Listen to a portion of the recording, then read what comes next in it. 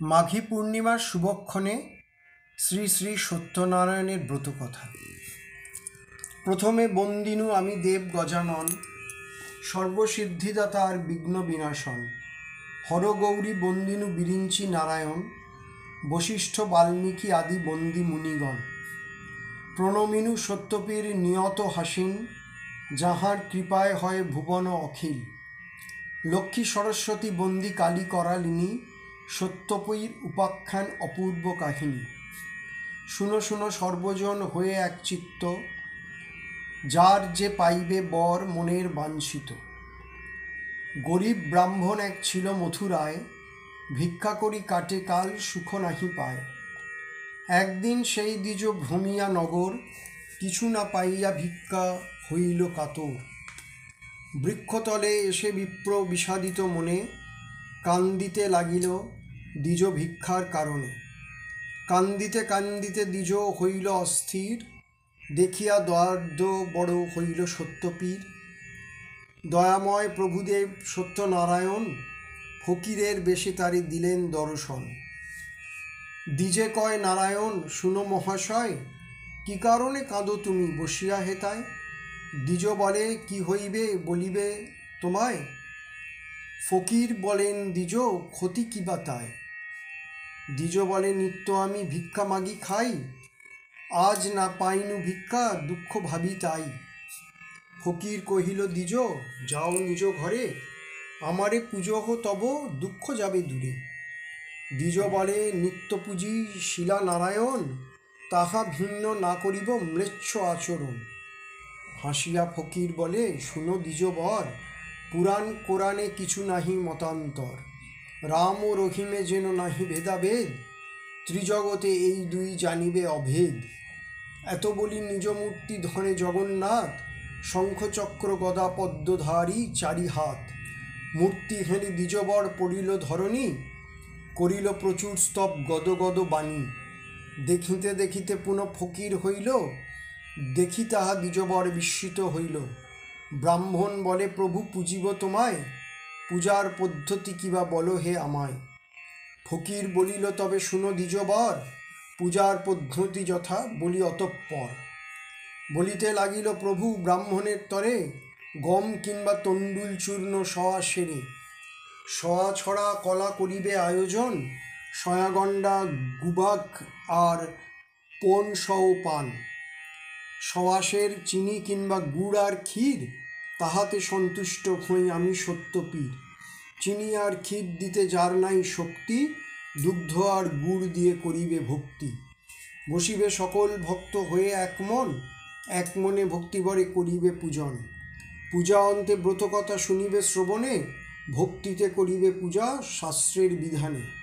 সত্যপীর বলি সবে সাথে সাথে মাথে দিবে হাত, নারায়ণ বলিয়া করিবে প্রণিপাত। প্রসাদ লইবে সবে শাস্ত্রের বিধান, এত বলি নারায়ণ হন অন্তর্ধান। ভক্তিভাবে দ্বিজবর হয়ে হরষিত, কিছু ভিক্ষা করি গৃহে হন উপনীত। ব্রাহ্মণী শুনিয়া সব হয়ে আনন্দিত, পূজা হেতু আয়োজন করে বিধিমতো।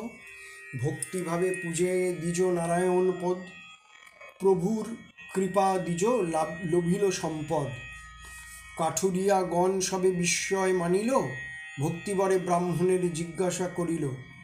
ব্রাহ্মণ তাদের বলে বিধান সমস্ত, কাঠুরিয়া পুজিবারে হইল বড় ব্যস্ত। সিন্নি যে করিল তাহা বিধি সহকারে, দুঃখ দূর হইল আনন্দ ঘরে ঘরে। অতঃপর সদানন্দ সাধু একজন, কাঠুরের সম্পদ দেখিয়া হৃষ্ট মন। জিজ্ঞাসিয়া সব কথা জানিতে পারিল, শুনিয়া সাধুর মনে ভক্তি উপজিল। সাধু বরে অপ্রতুল নাহি অন্য ধনে, কন্যা নাই দুঃখ তাই সদা উঠে মনে। যদাপি আমার এক জন্মে তনয়া, সত্যদেব পুজি করি আনন্দিত হইয়া। এত বলি গেল সাধু অঙ্গীকার করি, যথাকালে জন্মে কন্যা পরমা সুন্দরী। সত্যনারায়ণ পূজা সে সাধু ভুলিল, যথাকালে কন্যাটির বিবাহ সে দিল।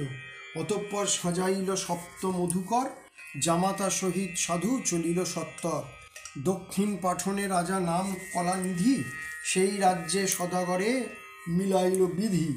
রাজা সম্বাসিয়া তাকে তরণী চাপিয়া প্রমাদ ঘটিল তাহা সিন্নি নাহি দিয়া। রাজার ভাণ্ডার মাঝে ধনাদি যা ছিল, রাত্রিতে আসিয়া সাধুর তরি পূর্ণ হল। ছল পেয়ে রাজা তার তরি লুট করে, শ্বশুর জামাতা লয়ে রাখে কারাগারে। রাজা দেশে কোটাল মশানে লয়ে যায়, পাত্র অনুরোধে তাহা উবে প্রাণ পায়। কারাগারে বন্দি থাকে শ্বশুর জামাই, কি করিব উভয়ের দুঃখ সীমা নাই। এখানে সাধুর পত্নী আত্মার সুতা, পতির বিলম্ব দেখি মহাশোক যুক্তা। সঙ্গতি বিনষ্ট হইল, পড়িল দুঃখ খেতে, দাসিত্ব করিয়া খায় পরের গৃহেতে। একদিন সাধুকন্যা বেড়াইয়া গিয়া, আনন্দিত দ্বিজ গৃহে সিন্নি দেখিয়া। সব শুনি কন্যা সেথা মানত করিল, পিতার পতি আসে কামনা করিল। শ্বশুর জামাতা যেথা বন্দি কারাগারে, নারায়ণ স্বপ্নে কন সেই নিপবরে। শুনো হে মহারাজ আমার বচন, কলিকালে পূজ্য আমি সত্যনারায়ণ। সদাগর দুইজন শ্বশুর জামাই, বিনা দোষে বন্দি আছে তোমারে জানাই। প্রভাত হইলে তুমি দুই সদাগরে, 10 গুণ ধন দিয়ে তুষিবে আদরে। এত বলি ধরিলেন আপন মূরতি, স্বপ্ন দেখি চমকাইয়া উঠিল নৃপতি। মুক্ত করি সদাগরে বহু ধন দিল, তরিপূর্ণ করি রাজা বিদায় করিল। বুঝিতে সাধুর মন সত্যনারায়ণ, ফকিরের বেশে পথে দিল দর্শন। ফকির বলেন ওহে শুনো সদাগর, ফকিরের কিছু ভিক্ষা দিয়ে যাও ঘর। শুনি সদাগর তারে অবজ্ঞা করিল, তরির সামগ্রী যত তুষাঙ্গর হইল।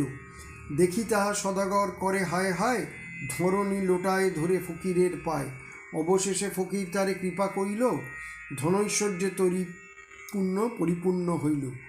উত্তরিল ঘাটে সাধু হইল কোলাহল, সাধুর রমণী কন্যা শুনি কুতূহল। তরির সামগ্রী যত ভাণ্ডারেতে লইয়া, সিন্নি করিল সাধু আনন্দিত হইয়া।